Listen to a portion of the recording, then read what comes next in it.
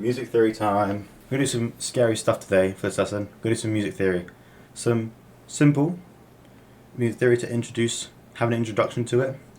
It can be a little bit difficult, so we're going to do some more simpler stuff like major, minor, chords, scales, what an arpeggio is, and then all the essential stuff like BPM that you kind of need to know to play guitar. So yeah, we're going to do some slightly less scary stuff today. And if you find this video helpful and interesting, then it'd be much appreciated if you hit the like button and subscribe so you don't miss any of my videos. But just get right into this. So first of all, I'm going to start with something that is pretty essential. That's called BPM, which stands for beats per minute. What is it? Well, it is how many beats are in 1 minute. It's exactly what it is. It's exactly what it says it is. So, for instance, we have 60 BPM on a metronome. That can be called 60 clicks a minute or 60 beats per minute. Depends what you prefer, depends what you're using. Usually it's beats. 60 beats per minute is 1 beat per second because there's 60 seconds in a minute. So if there's 60 beats, that's 1 a second. If we double it to get 120 BPM, which is like an industry standard, that's 2 beats every second because 60 times 2 is 120. That's kind of basically how it works. So 100 BPM is 100 beats in 1 minute. Another essential thing is going to be the notes. What are they? Well, in music we have A, B, C, D, E, F and G.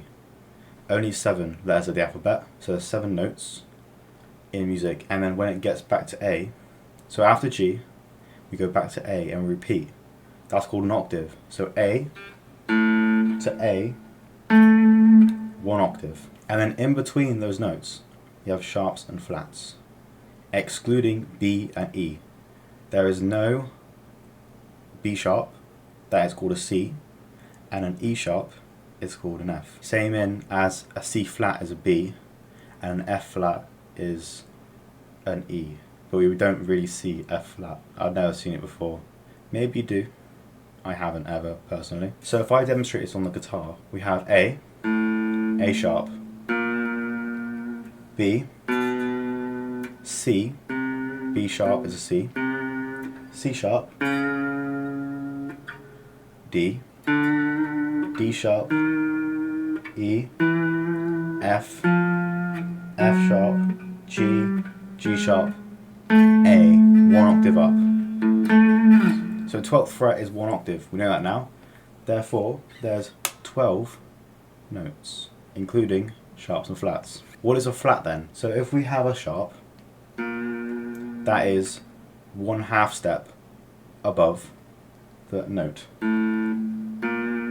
So for instance A, 1/2 step up is A sharp. So then what is a flat? A flat is 1/2 step down. So B flat is an A sharp. So A sharp and B flat are the same thing. So now we know what notes are. So now we can apply this. We're going to start with chords because I think they're easier to understand than scales. We're going to do minor and major chords. We'll start with major because it's nice. Really quickly before we go into chords and scales, you'll need to know, specifically for chords, at least the notes on the low E string. So it would be very, very helpful if you knew what the notes were in E standard. E, F, F sharp, G, G sharp, A sharp, B, C, C sharp, D, D sharp, E. 1 octave. And then using this you can learn the other ones by the same method. Just go online and find a random note generator. They're everywhere. And just look at and just like, well, that's a G, A, G sharp, F, E, and just test yourself and then learn it. Or you can just learn this one and relate the other strings to it. So for instance, that's an octave, that's E and E. Using that you can find where the other notes are, but definitely start and definitely know the notes on the low E string because that's how I know my chords. But back to chords. So now we know the notes. What is a chord made of? it's the first, in this instance C, third, and fifth. So in this instance, on a G major, we have C, G, C, E, G, and C. This is called a bar chord because we're barring one of our fingers. Usually we're going to bar our index finger to get all the notes. Called a bar chord. They can be a little bit tricky at first, but they're incredible and very powerful, so learn them. But in fret terms, 8, 10, 10, 9, 8, 8. And that shape, this E major shape, that's an E major. And then you'll notice that the shape works for every major chord. How do we get a minor then? Minor is flat third. So where's our third on our major chord? It's here. So we'll go back to G. Oh no, C. C major. So in our minor chord, we're going to have our root, fifth, root, flat third. So D sharp, fifth, first. The minor bar chord, and that's a shape. Again, it works for everything as long as you have the root on the E string. And this is going to work in E standard. If you do drop tuning, it's not going to work because obviously you're dropping the low string. So instead of this being a G or an A, instead of this being A, this 7th fret would be an A if you did drop D. But if you keep it in standard, so D standard, C standard, and so on, this shape will work for minor and this shape will work for major. And to continue with scales, I'll do that in another video. I'll do everything about scales, how to make chords. I'll do another video on chords, just about chords, and that's how to make other chords like sevenths, minor sevenths, major sevenths, diminished, nines, how it works, just how all that works. And yes, I still need to do a little bit more just to understand it, but it will be coming soon. Now I'll move on to scales. So, what is a scale? A scale is an assortment of notes played in sequence. How do you get a scale? So, we'll take C major as an example because it has no sharps or flats and it's probably the most common major scale you'll find for teaching. So we're going to take that rule, we'll start with the root, then a whole step, half step, whole step, whole step, whole step, half step, back to C. And then, instead of just staying on the E string, we can make it into a proper scale, which will look like this. Because, obviously, that's the same note as this.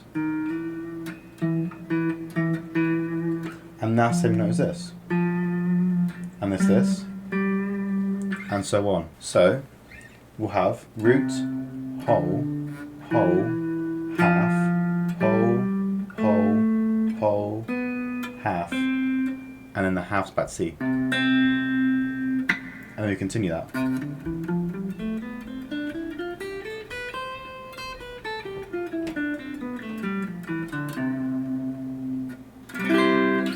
And that's how you make a major scale. Now, minor scale is a little bit different. Now, to make a minor scale, you flatten the 3rd, 6th, and 7th degrees. In this case, that will be, let me use some counting, E to D sharp, A to G sharp, and B to A sharp. So we have C, then we do a whole step, then a half step, then a whole step, and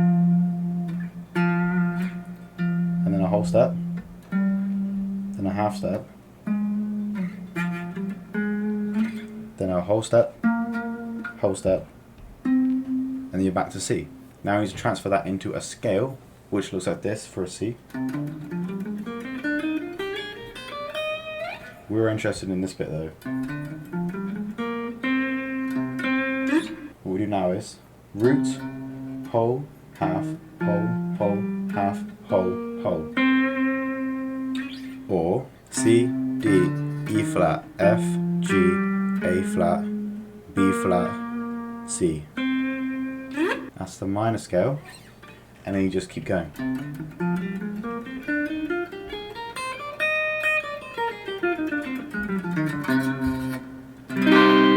Now, that is other scales, which are called arpeggios.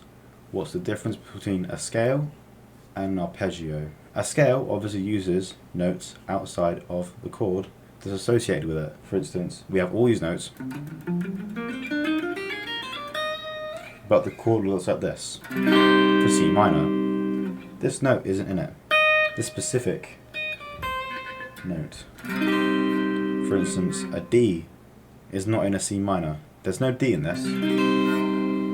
It's D sharp, but no D. So, an arpeggio uses notes specifically, or degrees specifically within the chord. A C major arpeggio uses the first, third, and fifth. C minor uses first, flat third, and fifth. Exactly the same as the chord. That also works for any note or specified, and that's not just C. I know I said C, but that works for the same thing here. The exact same thing. How do you find this? Well, obviously we know the notes. So a C major arpeggio could look like this. A lot less notes on the scale.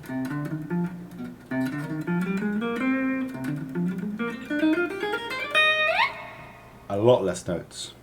That's the difference between arpeggio and a scale. Arpeggio is technically a scale because it's still an assortment of notes that you play in a certain order. Well, it's not certain, but you can play in a certain order. But it's called arpeggio specifically. The last thing I'm going to talk about can be a little bit confusing if you don't know anything about sheet music, and that's time signature. So, what is a time signature? It is the feel of a song. For instance, a 3/4 time signature is usually used in a waltz. It's the ba bum bum ba dum bum ba dum bum.